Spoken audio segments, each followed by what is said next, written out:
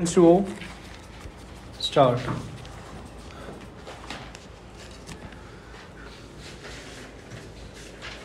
The issue of whether a judicial officer has been actuated by an oblique motive or corrupt practice has to be determined upon a careful appraisal of the material on the record.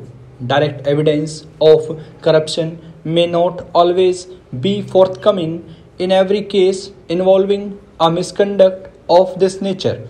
A wanton breach of the governing principles of law or procedure may well be indicative in a given case of a motivated, if not reckless, disagreed and disregard of legal principle.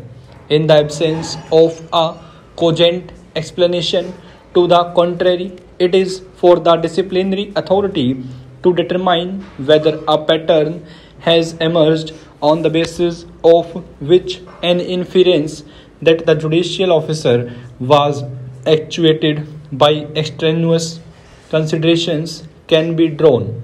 Cases involving misdemeanors of a judicial officer have to be dealt with sensitivity and care. A robust common sense must guide the disciplinary authority. At one end of the spectrum are those cases where direct evidence of a misdemeanor is available. Evidence in regard to the existence of an incriminating trail must be carefully scrutinized to determine whether an act of misconduct is established on the basis of legally acceptable evidence.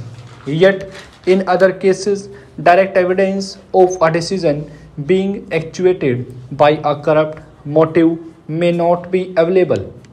The issue which arises in such cases is whether there are circumstances from which an inference that extraneous considerations have actuated a judicial officer can legitimately be drawn. Such an inference cannot obviously be drawn merely from a hypothesis that a decision is erroneous.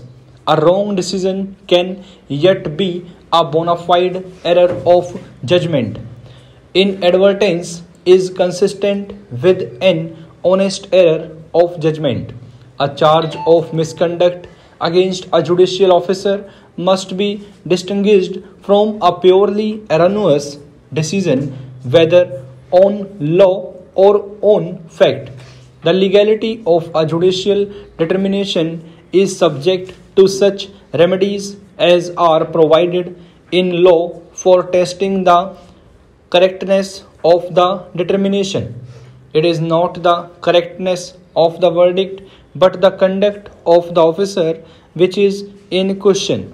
The disciplinary authority has to determine whether there has emerged from the record one or more circumstances that indicate that the decision which forms the basis of the charge of misconduct was not an honest exercise of judicial power.